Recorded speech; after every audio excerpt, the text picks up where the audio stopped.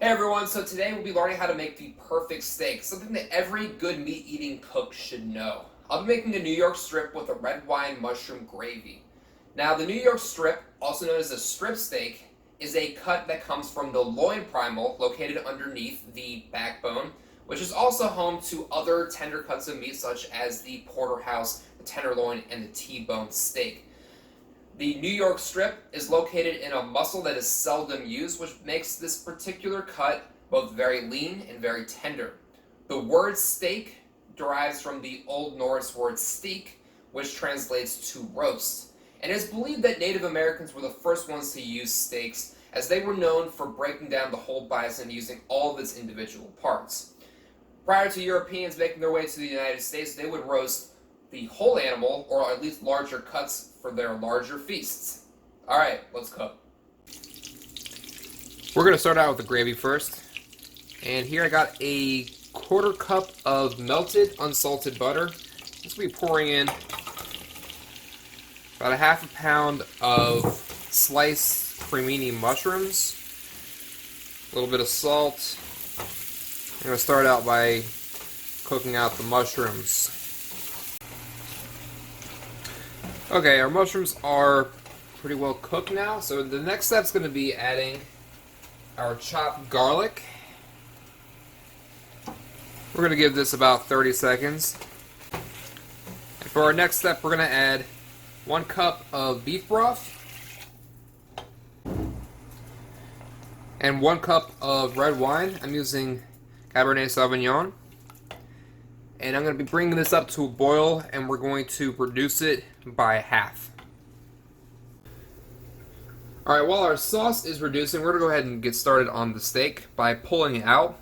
And you really want to do this 30 minutes ahead of time. It gives it a chance to let the steak gradually rise to room temperature, which allows it to have a more even cook. So what we're going to do here is we're going to go ahead and season it right now as well. So I'm just using some kosher salt and some cracked black pepper. And we're just going to let it rest. Okay, so we're going to get started. Got a skillet on high heat, a little bit of oil. We're going to go ahead and just drop the steak in here.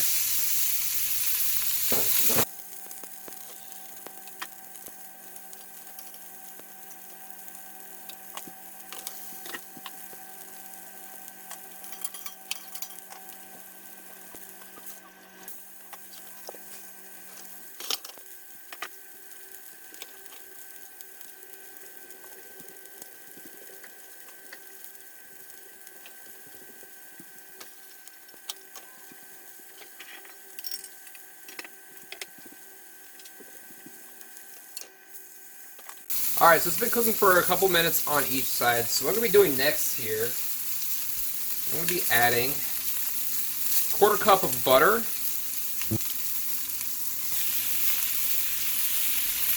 And I'm going to be putting in a couple of crushed garlic cloves and a few sprigs of some fresh thyme.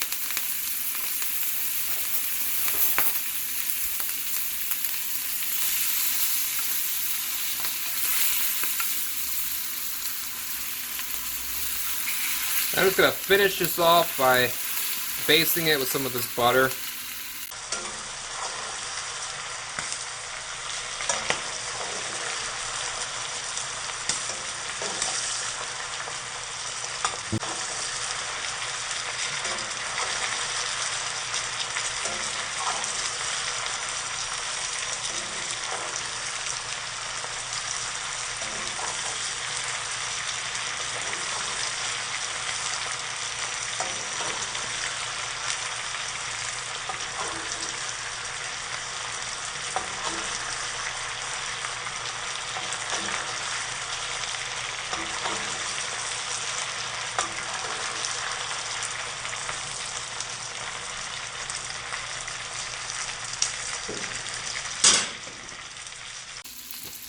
Now we're going to pull it out, let it rest for about 5 minutes.